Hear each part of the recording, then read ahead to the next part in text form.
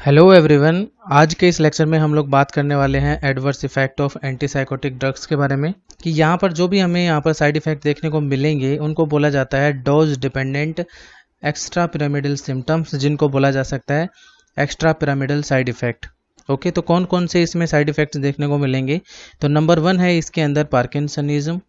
Parkinsonism के अंदर हमें पता है कि ट्रेमर, रेजिडिटी और हाइपोकाइनेजिया जो है वो हमको इसके साइन और सिम्टम्स में देखने को मिलते हैं। और अगर हम लोग बात करें तो यहाँ पर जो ये सिम्टम्स हैं ट्रेमर्स, रिजिडिटी और हाइपोकाइनेजिया, इनको ट्रीट करने के लिए, कंट्रोल करने के लिए हम क्या देंगे? या तो उनको एंटीकोलिनर्जिक्स देंगे जिससे कि एसिटाइल कोलिन का लेवल जो है वो क्या हो, डिक्रीज हो।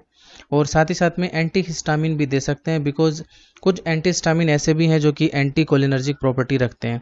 तो यहाँ आपको याद रखना है कि बेंजहेक्सोल और बेंजोट्रोपिन जो है वो एंटी कोलिनर्जिक हैं, और प्रोमेथाजीन और डाइफेनिहाइड्रामीन जो है वो एंटी हिस्टामिन है, जिनका यूज किया जाता है किसके लिए भाई? Controlling these symptoms. सेकंड जो हमारे पास यहाँ पर जो साइड इफेक्ट है वो है अक्यूट डिस्टोनिया। क्या होता है भाई इसके अंदर? अक्यूट डिस्टोनिया के अंदर अनकंट्रोल्ड मस्कुलर मूवमेंट्स हमें देखने को मिलती हैं, फेस, टंग और नेक के अंदर देखने को मिल सकती हैं। एकथीशिया जो है एक नेक्स्ट साइड इफेक्ट होगा इसमें, जिसमें जो पर्सन है उसको फीलिंग होगी किसकी? रेस्टलेसनेस की। तो पर्सन जो है वो क्या कोज करेगा भाई? वहाँ पे उसकी डिजायर रहेगी कि वो मूव करे। जो पर्सन है वो एक जगह पर आसानी के साथ में वो बैठा नहीं रह पाएगा। ओके, नेक्स्ट जो साइड इफेक्ट है वो है हमारे पास में न्यूरोलेप्टिक मैलिग्नेंट सिंड्रोम। ये रेयरली होता है। क्या क्या देखने को मिलेगा हमें भाई? ये कंडीशन जो है वो सीरियस है। इसमें muscular rigidity, hyperpyrexia, mental confusion और कोमा जो है हमें इसमें देखने को मिलेगा। और जो न्यूरोलेप्टिक मैलिग्नेंट सिंड्रोम है इसको ट्रीट करने के लिए आईवी डेंड्रोलिन का यूज किया जा सकता है। यहाँ पर आपको याद रखना है कि अभी जो अपन ने साइड इफेक्ट यहाँ पर पढ़े हैं कौन कौन से भाई? यहाँ पर एक तो अपन ने पढ़ा पार्किंसनिज्म और अक्यूट डिस्टोनिया, एकथीसिया और न्यूरोलेप्टिक मैलिग्नेंट सिंड्रोम। तो ये ऊपर वाले जितने भी साइड इफेक्ट हैं ये सब के सब जो है वो रिवर्सिबल होते हैं। ये कब भाई? जब हम लोग थेरेपी जो है उसको देना क्या कर देंगे? स्टॉप कर देंगे। नेक्स्ट हमारे पास में जो साइड इफेक्ट है वो है हमारे पास यहाँ पर टार्डिव डिस्काइनेजिया, जिसको यहाँ पर जो टार्डिव है इसका मतलब है लेट अकरिंग। इट मीन्स इनके अंदर क्या होगा कि जो हमारी इनवॉल्यूंटरी मूवमेंट्स हमें देखने को मिलेंगी यहाँ पर माउथ, टंग और अपर लिम्ब के अंदर। और ये जो टार्डिव डिस्काइनेजिया जो है ये कब डेवलप होता है भाई? ये जो 20% पेशेंट जो होंगे उनमें डेवलप होगा जब कोई पर्सन जो है वो एंटीसाइकोटिक ट्रीटमेंट ले रहा हो, उसके मंथ्स या फिर ईयर्स के बाद में हमें पेशेंट के अंदर ये जो इनवॉल्यूंटरी मूवमेंट्स है इनका डेवलपमेंट हमें देखने को मिल सकता है। ट्रीटमेंट जो है वो इसका यूजुअली क्या होता है? अनसक्सेसफुल, प्रॉपर ट्रीट नहीं होता है इनका। नेक्स्ट जो साइड इफेक्ट है वो क्या होगा भाई? यहाँ पर हमें मस्कार्निक, अल्फा 1 एड्रेनर्जिक और H1 रिसेप्टर ब्लॉकिंग जो इफेक्ट है ये एक साइड इफेक्ट के तौर पर हमें देखने को मिलेंगे। नेक्स्ट जो साइड इफेक्ट है वो यहाँ पर है वेट गेन। और ये वेट गेन जो है वो मोस्टली कौन से ड्रग से होता है? क्लोजापिन और ओलेंजापिन के होता है, जो कि क्या है? एटिपिकल एंटीसाइकोटिक ड्रग्स हैं। इसके अलावा हमें यहाँ पर एंटीसाइकोटिक ड्रग्स जो हैं इनके कौन कौन से एंडोक्राइन साइड इफेक्ट देखने को मिलेंगे? तो यहाँ पर आप देखिए कि जो प्रोलैक्टिन है यहाँ पर इसके सिक्रीशन को इंड्यूस करने वाला जो फैक्टर है वो है PRF, प्रोलैक्टिन रिलीजिंग फैक्टर। और इसको इनिबिट करने वाला जो है वो कौन है? PIF, prolactin inhibitory factor. ये जो प्रोलैक्टिन इनिबिटरी फैक्टर है ये एक्चुअल में डोपामीन ही है। और यहाँ पर एक्चुअली होता क्या है कि जो एंटीसाइकोटिक ड्रग्स हैं वो डोपामीन के रिसेप्टर्स को क्या कर देंगे? ब्लॉक कर देंगे। इसका मतलब हो गया कि ये वाला जो है हमारे पास में PIF फैक्टर ये काम नहीं करेगा। तो काम कौन करेगा भाई? PRF, जिसकी वजह से प्रोलैक्टिन का जो सिक्रीशन है वो बहुत ज़्यादा क्या होगा? इंक्रीज होगा। और प्रोलैक्टिन का जो सिक्रीशन जब इंक्रीज होता है तो इसकी वजह से गैलेक्टोरिया, एमिनोरिया और फीमेल्स जो हैं उनके अंदर हमें इनफर्टिलिटी देखने को मिलेगी, और मेल्स के अंदर गायनेकोमेस्टिया हमें देखने को मिल सकता है। साथ ही साथ में एंडोक्राइन के अंदर अगर बात करें तो जो क्लोरप्रोमाजीन जो ड्रग है हमारे पास में, तो इसकी वजह से क्या होगा भाई? हाइपरग्लाइसीमिया और डायबिटीज़ का प्रेसिपिटेशन जो है हमें यहाँ पर देखने को मिल सकता है। और क्लोरप्रोमाजीन जो है वो यहाँ पर क्या है? एक भाई एक फिनोथाइजीन ड्रग है, फिनोथाइजीन।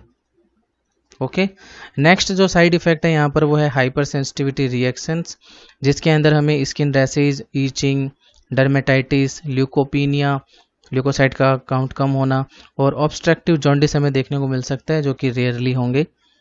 और लास्ट जो इसका साइड इफेक्ट है वो है ए ग्रैन्युलोसाइटोसिस, वेरी वेरी इंपॉर्टेंट है, जो कि मोस्टली किसकी वजह से होता है भाई, क्लोजापिन की वजह से। तो ये आपको यहाँ पर याद रखना है कि ए ग्रैन्युलोसाइटोसिस जो है वो किसकी वजह से हुआ है, क्लोजापिन की वजह से। और ये जो साइड इफेक्ट है ये डेंजरस होता है ये, ओके।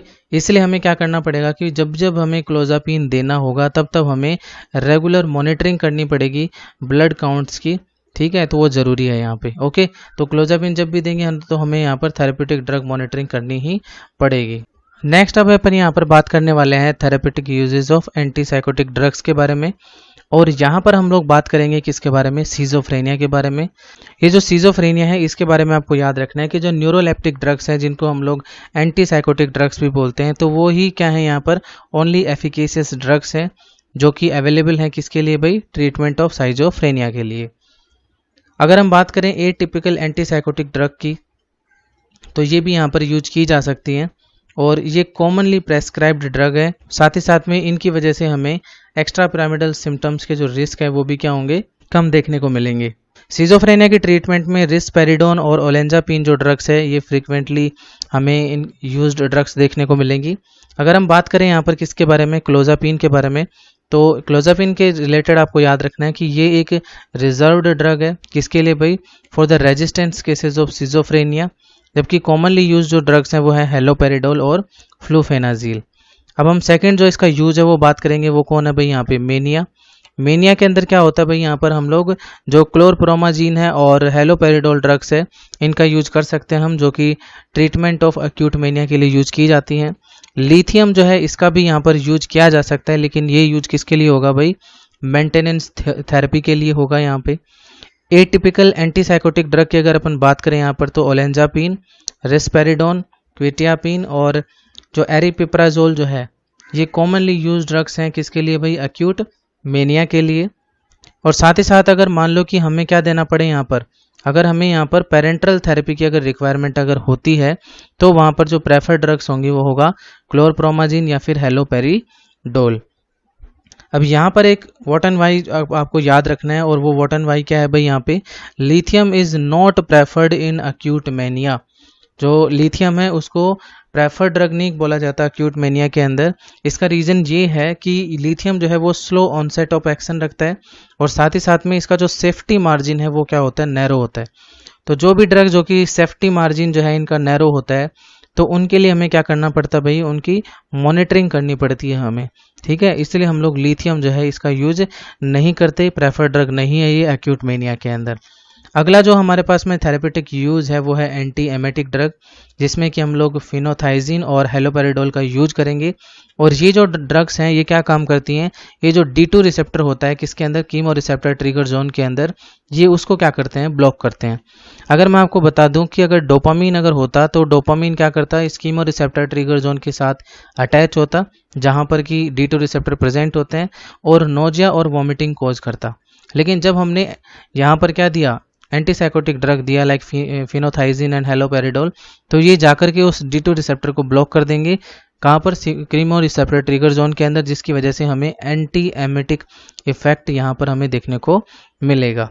अगर हम लोग बात करें यहाँ पर, तो ये जो एंटी साइकोटिक ड्रग्स जो थी यहाँ पर, इनका as a anti emetic drug के तौर पर रूटीनली इनका यूज नहीं किया जा सकता, बिकॉज इनके क्या होते हैं, साइड इफेक्ट होते हैं, ठीक है। तो यहाँ पर किसका यूज किया जाएगा भाई, यहाँ पर फिनोथाइजिन जो है यहाँ पर, जिसके अंदर हम लोग ड्रग की बात करते हैं प्रोक्लोरपेराजिन की, तो ये यूजफुल है किसके लिए भाई, prevention and treatment of nausea and vomiting with migraine. यानी कि किसी पर्सन को माइग्रेन है और उस दौरान अगर किसी को नोजिया और वॉमिटिंग अगर हो तो उस कंडीशन में हम लोग क्या कर सकते हैं, प्रोक्लोरपेराजिन जो है इसका क्या कर सकते हैं, यूज कर सकते हैं। साथ ही साथ में अगर एमेसिस होता है due to anti cancer drug, तो उस कंडीशन में भी हम लोग फिनोथाइजिन जो है इसका यूज कर सकते हैं। नेक्स्ट जो इसका थेरेपेटिक यूज है हमारे पास वो है इंट्रैक्टेबल हिकअप, यानी कि बार बार अगर हिकअप्स अगर आ रहे हैं तो उनको ट्रीट करने के लिए हम लोग क्या कर सकते हैं, क्लोरप्रोमाजीन का यूज कर सकते हैं। ओके, तो ये था किसके बारे में भाई, यहाँ पर adverse effect of antipsychotic drug and therapeutic uses of antipsychotic drug. अब हम लोग एक दो ड्रग के बारे में बात करेंगे। लाइक सबसे पहले बात करते हैं हम लोग ब्यूटाइरोफिनोन के बारे में। ब्यूटाइरोफिनोन जो है इसके अंदर हेलोपेरिडोल ड्रग आती है, इसके बारे में बात करेंगे। ये जो ड्रग है ये वाइडली यूज्ड एंटीसाइकोटिक ड्रग है और सीवियर ईपीएस जो है ये कॉज करेगा। साथ ही साथ में लेस सीजर पोटेंशियल रखते हैं ये, और वेट गेन जो है वो इसका साइड इफेक्ट नहीं होगा, और जो जॉन्डिस है वो भी कॉज कर सकते हैं लेकिन ये रेयरली होगा। यूज कहाँ कहाँ कर सकते हैं हेलोपेरिडोल का, तो याद रखना अक्यूट सिजोफ्रेनिया में, अक्यूट मेनिया में, सेनाइल साइकोसिस के अंदर, और हंटिंगटन जो डिजीज़ है इसमें भी किया जा सकता है। ये जो हंटिंगटन डिजीज़ है ये एक डिजेनरेटिव डिजीज़ है न्यूरॉन्स का, जो कि 30s-40s की एज में होता है ये। नेक्स्ट हम बात करेंगे यहाँ पर एटिपिकल एंटीसाइकोटिक ड्रग्स के बारे में। ये क्या काम करती हैं भाई, ये एंटीसाइकोटिक इफेक्ट प्रोड्यूस करती हैं। कैसे करेंगे भाई, मेनली ये जो 5-HT2 रिसेप्टर होता है उनको ब्लॉक करेंगे। D2 रिसेप्टर को भी ब्लॉक कर सकते हैं लेकिन वो वीक होगा, इनका जो इफेक्ट है वो वहाँ पर वीक होता है, और लो रिस्क रहता है यहाँ पर एक्स्ट्रा पिरामिडल सिम्टम्स का अगर एटिपिकल एंटीसाइकोटिक ड्रग का यूज किया जाएगा। नेक्स्ट ड्रग अपन बात करेंगे यहीं पर एटिपिकल एंटीसाइकोटिक के अंदर क्लोजापिन और ओलेंजापिन के बारे में। ये एटिपिकल एंटीसाइकोटिक ड्रग्स हैं, 5-HT2 रिसेप्टर्स को ब्लॉक करती हैं। सेम ऐसे यहाँ पर D2 ब्लॉकिंग इफेक्ट इसका वीक होता है। इसके अलावा alpha one receptor, H1 receptor, muscarinic receptor जो है उनको भी ये ब्लॉक कर सकते हैं। और साइड इफेक्ट की अगर बात करें तो सिडेशन और हाइपोटेंशन हमें यहाँ पर देखने को मिल सकता है। एक्स्ट्रा पिरामिडल सिम्टम जो है वो ये रेयरली कोज करते हैं, ये याद रखना आपको कि ये एक्स्ट्रा पिरामिडल सिम्टम्स रेयरली कोज करेंगे। अब हम बात करेंगे कि इनके साइड इफेक्ट कौन कौन से होंगे। तो सबसे पहले अपन बात करते हैं क्लोजापिन के कौन कौन से साइड इफेक्ट हैं। तो sedation, salivation, seizures, weight gain और हाइपोटेंशन जो है हमें यहाँ पर देखने को मिलेगा। और मेजरली आपको याद रखना है यहाँ पर एग्रेन्युलोसाइटोसिस, वेरी वेरी इंपॉर्टेंट है ये एक डेंजरस साइड इफेक्ट है जो कि प्रोड्यूस होता है किसकी वजह से, क्लोजापिन की वजह से। तो ये आपको याद रखना है, तो हमें यहाँ पर रेगुलर मॉनिटरिंग जो है वो देखनी पड़ेगी। ओके, अब हम बात करेंगे नेक्स्ट साइड इफेक्ट की, जो कि किसके होंगे भाई, ओलेंजापिन के। तो कौन कौन से साइड इफेक्ट होंगे, dry mouth, constipation, wait gain और रेयरली कॉज करेगा ये ईपीएस। लेकिन आपको यहाँ पर याद रखना कि क्लोजापिन जो है वो तो एग्रेनुलोसाइटोसिस कोज करता है लेकिन ये एग्रेनुलोसाइटोसिस कोज नहीं करता, तो ये आपको यहाँ पर याद रखना है, ठीक है। इन दोनों ड्रग्स के यूज कहाँ कहाँ पर किया जा सकते हैं, तो सबसे पहले बात करते हैं क्लोजापिन के बारे में। क्लोजापिन जो है वो एक रिजर्व ड्रग्स है किसके लिए भाई, ट्रीटमेंट ऑफ सिजोफ्रेनिया, बिकॉज इसका जो एक रिस्क होता है किसके बारे में, एग्रेनुलोसाइटोसिस। तो क्लोजापिन जो है वो एग्रेनुलोसाइटोसिस कोज करती है जिसकी वजह से इसको एक रिजर्व ड्रग के फॉर्म में रखा गया है।